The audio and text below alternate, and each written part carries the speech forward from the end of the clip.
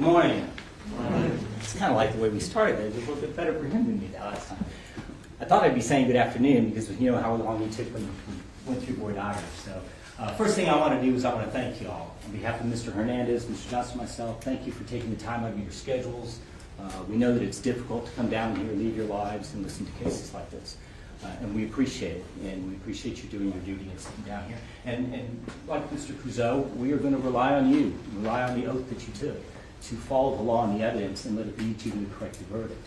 Obviously, we have a very strong disagreement with them on what the final outcome should be.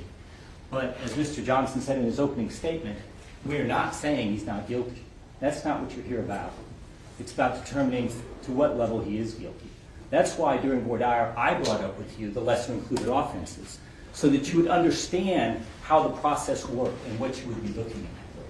And we talked about, if you remember when the judge's first case came in, and when I talked to you, I asked you, who came in here and thought, I wonder what he did?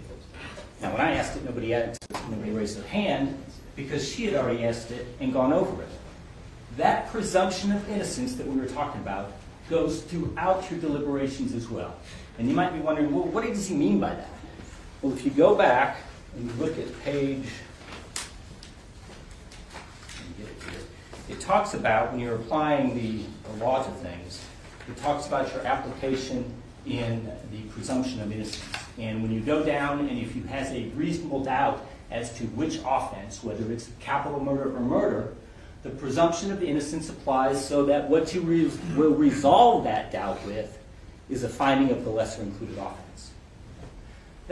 And I want you to know that because sometimes you think, well, presumption of innocence, that's gone. We've already passed that. We've presumed him innocent, and so now we can just, no, that presumption goes through the rest of the case. When you're looking at the lesser included offenses, you still reserve that and use that to determine a lesser included offense as well, such that that doubt would be resolved in the defendant's favor. And that's very important to remember here because you're looking at a number of different possible verdicts on your behalf. So please keep that into consideration. The other thing that we talked about was the burden of proof. We talked about the fact the state does the accusing, they have to do the proving. Which means a couple of things now. First off, it means what you've seen throughout. They get to start the case and they get to finish the case. Okay? Which means we'll get up here and we'll argue, and after we sit down, they still get to stand up and respond to that. Note, we would love to get up and respond to whatever they say. Keep in mind that for every argument they have, there's another argument to be made for the other side. What we're asking you to do is, as you took your oath to consider all the law and the evidence, is to give both sides a fair shot. Listen to the evidence, look at the evidence, apply it, and then come out with the proper verdict. That's the oath that you took, and that's the oath that we're holding you to. But realize, we would love to get up and respond, so we're going to have to rely on you all back there to think about what would the retort be? What would the defense come back and say to this? Doing that would give everyone a fair verdict in this case. We also talked about communicate. Actually, we didn't talk about this. I want to talk about it briefly. Communication. The hardest thing for a juror to understand is how to communicate with the court. It might seem simple. It might seem that you just send a note and that's it. Well, no, that's not quite it when you want to have testimony read back to you. There has to be a conflict with that person's testimony.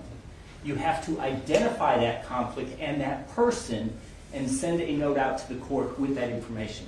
That's the only way that the court reporter can then go and read back that information, and it'll be presented to you in a number of forms. It could be read back to you, or it could be printed out and given to you. But unless you point out the conflict that you have, you will not get the response that you need. I want to point that out because most times that's an issue. You all want to hear what you want to hear. You need to know how to get that information, the proper way to get that information. And if you don't ask it properly, you'll get a note back that says you have all the law and evidence. Well, then you'll know, well, we didn't ask it properly.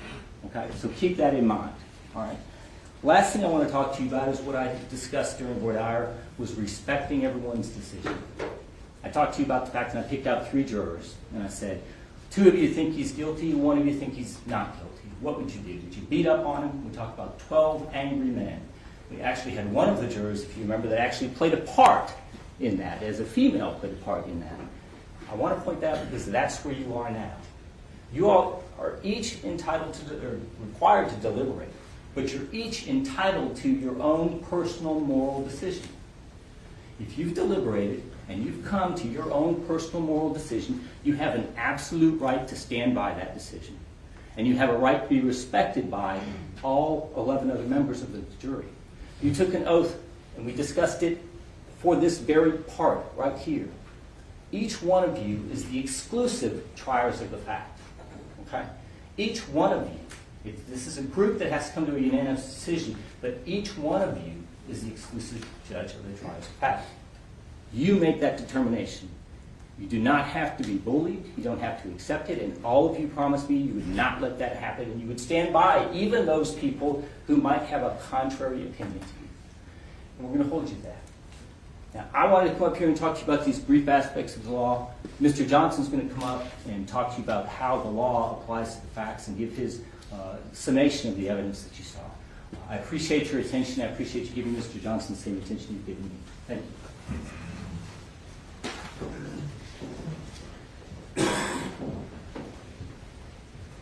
Methodist Court. Counsel. Ladies and gentlemen, I too would like to thank you for the time and the attention that you've given this case this week, and the fact that you've taken time from your lives to sit here and have to listen to some pretty brutal things here in the courtroom.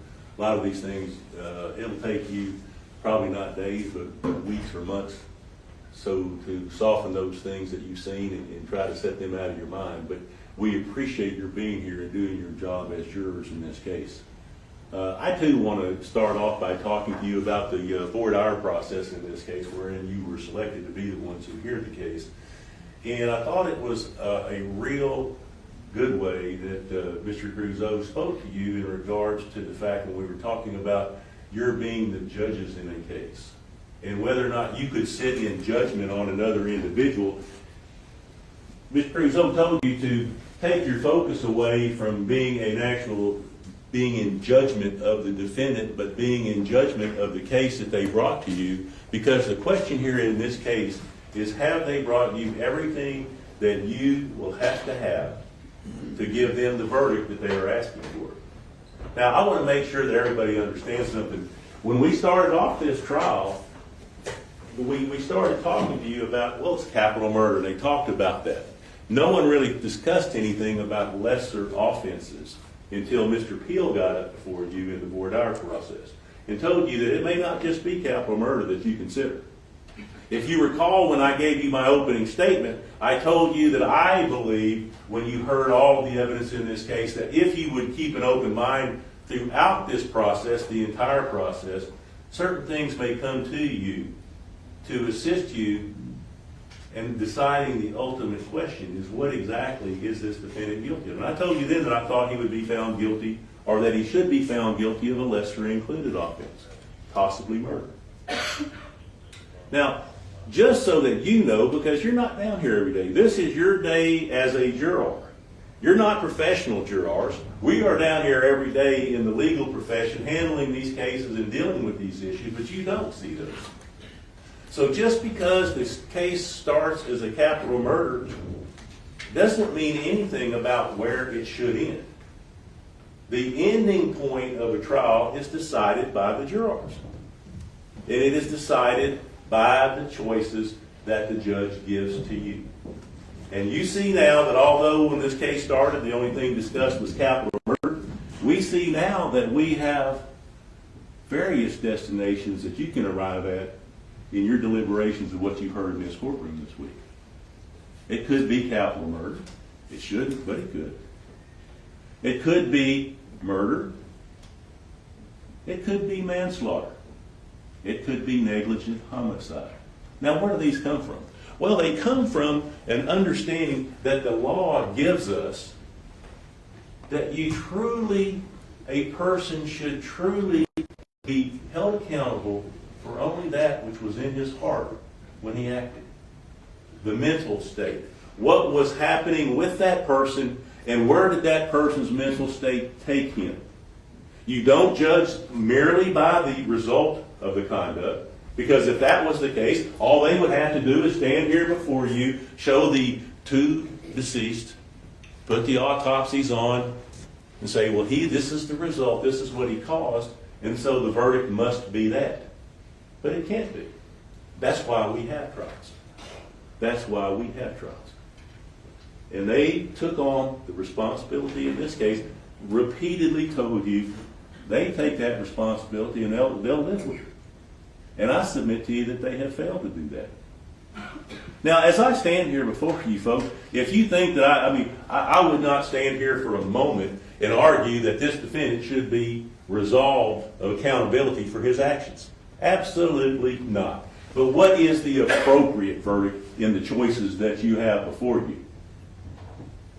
Capital murder. If you recall in voir dire, this case, when the judge finally told you what the defendant was charged with, she said it is capital murder, the highest charge in our land. 2 punishments: life or death. Life or death. And she told you that this case was not one involving an allegation or a request for a death sentence. So it still is life without the possibility of parole, the ultimate punishment in the case in our state. And folks, when you accuse somebody of the ultimate charge, jurors, if you do your job, if you truly do your job, you should judge them just like they asked to be judged. Did they bring you the ultimate proof? Can you honestly, and folks, you'll answer this question by your verdict, what can you honestly go back there and say has been proven to you beyond all doubt? All reasonable doubt is the standard. Now, Judge Crusoe gets up and he says, and he's got a narrative. I mean, you've seen where their narrative has taken them through what they believe the evidence has shown in this case. And as he stood here and eloquently painted this picture for you of a situation that was preordained, and that he claims the defendant came into this situation that day with a heart bent on destruction, anger and rage, I think was the terms he continued to use, and that as he entered the hallway of the hospital that day, that this was a preordained destination of events. That's his theory. That's his narrative. They are now asking you to judge that narrative. And I'm going to ask you to do that because I submit to you the evidence absolutely does not substantiate that. The evidence doesn't prove that this was an intent by Nestor Hernandez to walk in there and cause this destruction. Now, so let's talk about how could we be here? What brings us here today if it wasn't this preordained destination that the state is adopting as their narrative of this case? And folks, that's where it gets complicated. And you know why it gets complicated? Because life's complicated. Life's complicated. Life is complicated out there for everybody in this room. Life is complicated out there for Nestor Hernandez. People find themselves in situations, in relationships with people. It's not all romantic comedies on the movies. It's real life. And in real life, in this particular case, we've got Selena Bellatora and Nestor Hernandez, 2 people with lots of problems. Lots of problems and a long history between them. Drug use, criminality, cheating, lying, the whole host of things that go on between people that cause the friction and the issues that led to this particular situation. Was it a preordained destination, or was it something that happened in the split of a moment? And think about it, because as the judge told you, it's not always, they don't know if someone's going to testify. But our defendant got up there. He asked to get up there to tell his story to you, knowing that he would be judged by you, his credibility, knowing that you would look at his testimony in light of the other testimony that was before you from Selena Bellatora. And I submit to you, folks, that there was nothing about this day that was in the midst of all of the problems that they were having. And he got up there and told you, and I think you can see it, and I think it has the ring of truth to it, because as he described that relationship and told you, she wasn't even gonna let me be claimed to be the father. She's telling me that sometimes I'm not the father, other times I am. I know she's been cheating on me. I'm not 100% sure if it's even my baby, but he's talking about how he goes there that day and the day before. And she wasn't even going to let him take her to the hospital. Now, how do you think that's going to make a man feel? And folks, again, this isn't, I want to tell you these things to put in perspective what took place out there. So he takes her to the hospital. And one of the issues I think is important in this case, and you may not, you may disagree, you may think what I'm telling you is wrong. But again, does it not have the ring of truth? Because Selena Villatora didn't really understand what importance it would have into the picture later. But how would we have ever known that she was holding out that birth certificate over Nestor Hernandez's head? You get rid of that gun now, or your name's not going to be on there. And he told you that because of what she said, I told her, okay, fine. And I stuck it in her bag and carried it into that hospital. And you got to think about it. Is it this preordained destination? Or was it something that came together in a moment, caused in part by Selena Villatora? And folks, again, I'm going to sit here because I believe that if you really examine the truth of this situation, there's a lot of this that got started that was started by, exacerbated by Selena Villatora. Interesting, because see, we know from, as the prosecution told you in voir dire, they got to turn over all the evidence. We can see what everybody said on the day this all happened. I asked her, Selena, when you get in there, he's trying to talk to you, and what do you pulled the covers over your head and refused to talk to me, did you? Yeah. What do you think, folks? How's that going to make a person feel? Get out of here. I don't want to talk to you. And then you tell. And see, folks, let me ask you this. Because this is a courtroom. This isn't scripted. This isn't television. Why is that important? What did the defendant tell you about her pulling the covers over her head? I really don't remember her doing it. Now, why is that important? Because it has the ring of truth to it. He gets there and he's in this situation that is getting worse by the moment. He says that at that point in time, we're arguing. She's telling me to get out. I get the gun. We start arguing. And as Miss Pokuaa comes in the room, she starts getting up and saying, well, I'm going to do this. And she grabs her phone and starts to walk. Take a couple steps is exactly what he said, away from the bed. And then he walked around to get over there. And when she said, I want him out of here, what did he do? What did he tell you? I started to hit her. Okay? Folks, I believe that the evidence in this case shows that that is what is reasonable that took place. Not this preordained thought that he was wanting to kill everybody. And whatever Selena Villatora's story is now about, I'm going to kill everybody that walks in the room. If that was really how he felt, folks, she would have been dead. She would have been dead if that was his ultimate goal. If this was a capital murder, she would have died on the spot. But he says, no, I hit her. I slapped her, and then I tried to hit her with the gun, and while we were going, the gun goes off. He said he didn't even know Miss Pokuaa had been hit at first. Did you hear how he described it to you? After the gun goes off, she was leaning. She didn't even fall immediately.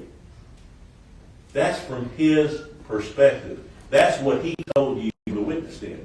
Now, folks, I want to stop here right as I talk about the testimony of my client in this case. I want to remind you of something.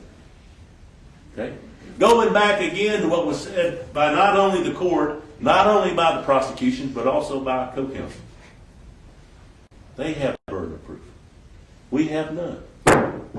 When the defendant got up there and testified, I'm going to tell you as I stand here right now, in order to find the defendant guilty of a lesser offense, you don't have to believe everything he told you.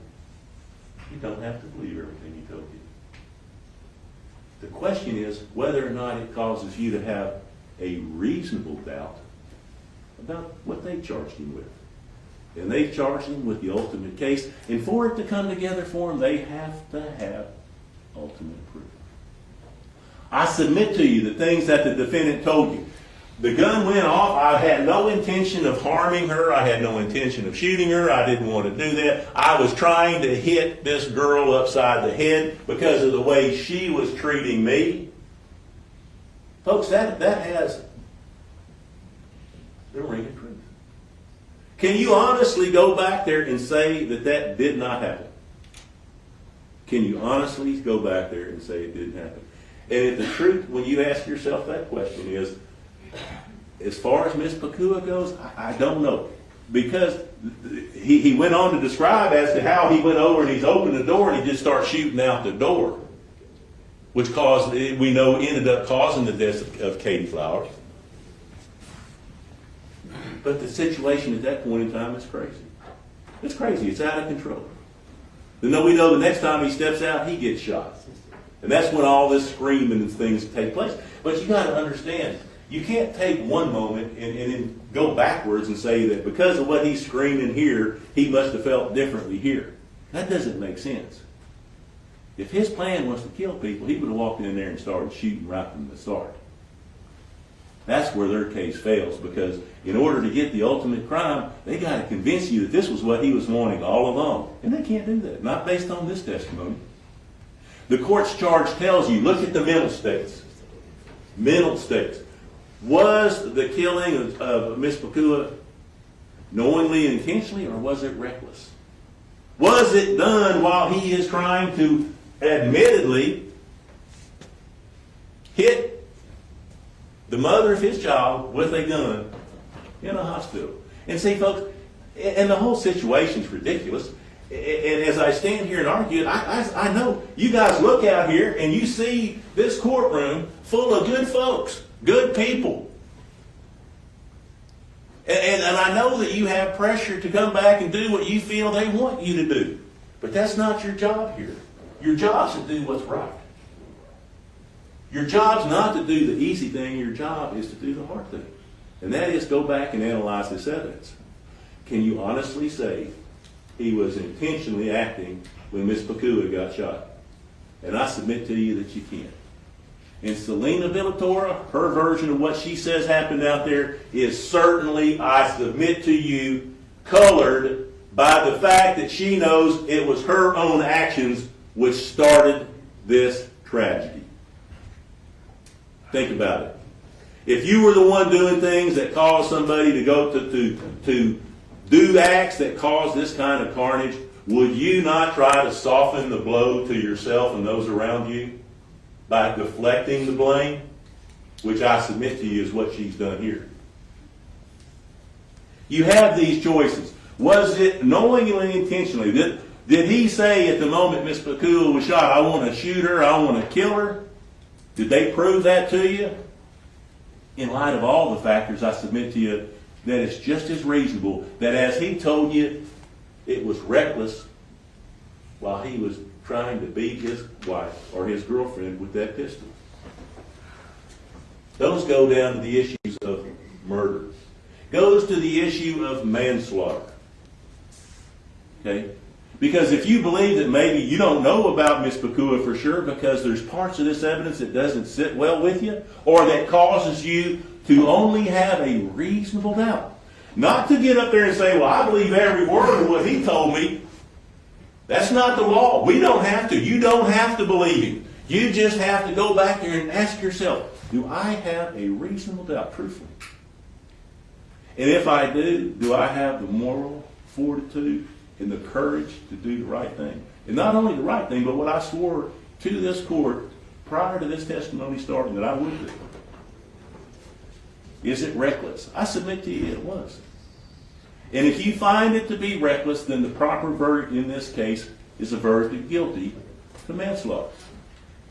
To manslaughter. Now, you go back there and look at it. It also gives you a choice to find whether or not you believe it to be criminally negligent homicide. Now, I'm going to agree. I will agree with the prosecution if they get up here and say, Ms. Johnson had to be crazy to argue that. And truthfully, I think it might have to be. Because to get to criminally negligent homicide, I think you'd pretty much have to believe the defendant. Have to believe everything he told you. You'd have to feel comfortable going up and saying, I'm basing this verdict on everything he told me. Now, you may not be able to do that. But I submit if you do your job, the things that he told you will cause you to have definitely a reasonable doubt about capital murder. In this charge, folks, you have lots of choices. Capital murder. I submit to you, you really only have three. Capital murder, murder, and manslaughter. Negligent homicide might be a stretch. But I'm going to tell you, when you go back there, before you vote on anything, reread this charge. If all of you want a copy of the charge, send out a note. We'll try to get you, everybody can have their own copy. You can read it, discuss it together. But make sure you understand what you're deciding when you go back there. Because you're going to find that in all of these choices, every single choice that you have, you're going to have a paragraph between one charge and the next, from capital murder to murder, from murder to manslaughter, from manslaughter to negligent homicide. In every one of those choices, the court's going to give you an instruction that reads basically this right here. If you believe from the evidence beyond a reasonable doubt that the defendant is guilty of either the murder of Jacqueline Pokuaa, the murder of Katie Flowers, or manslaughter of Katie Flowers, and here's the language between every choice you have. But you have a reasonable doubt as to which of these said offenses he is guilty. Then you must resolve that doubt in the defendant's favor and find him guilty of the lesser offense. Okay? That's in every choice that you have. And folks, like I said, you've heard this thing, and as I told you in opening statement, all I could ask for you to do is keep an open mind. And I know that there's not a person in this room that wants to do anything that could be perceived as in Nestor Hernandez's favor after the heartbreak and hardship that he's caused all these folks. But you remember when I first stood up here a few minutes ago, I told you, justice is when you find somebody guilty for what he actually did. They haven't come in here and proven that he intentionally came in there and killed two people. They haven't done that. It'd be easy for you to go back there and do it. But I'm going to trust that you're not going to do the easy thing. Go back there and read this charge. Read this charge. And folks, when you read it and you apply your common sense, when you go back there, and if anybody says, well, wait a second, there's parts about what Nestor said I didn't believe, go back there and think. Just the way he was phrasing certain things, the way he was describing certain things to you, the way things were making him feel.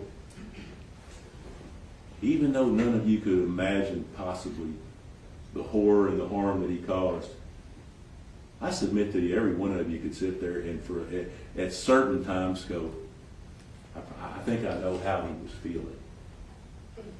Now, when it led to this carnage, it was wrong.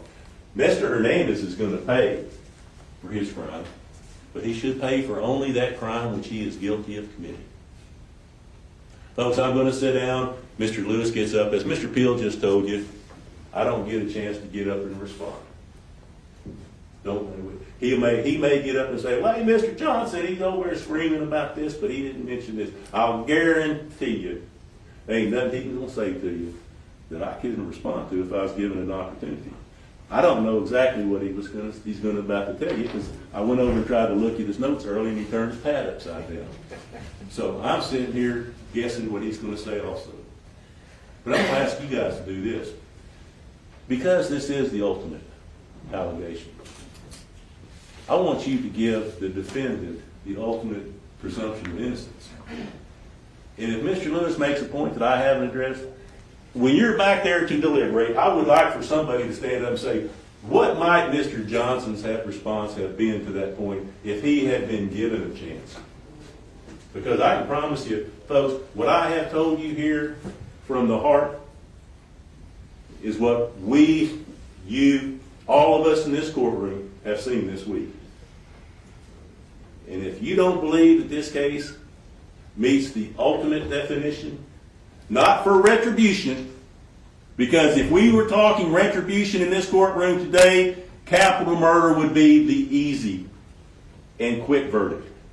If we're talking about justice, the defendant will be found guilty for what he is guilty of, and that is a lesser offense from capital murder. And I'm going to ask you to take your time to think about it, but before you ever vote, make sure you read the language where the court tells you. If you believe he's guilty of something, but you're not sure beyond a reasonable doubt what it is, you must resolve it in his favor. That's the appropriate thing. Follow your oaths, follow the law, follow the facts, and return a verdict that is justice and not revenge. Thank you.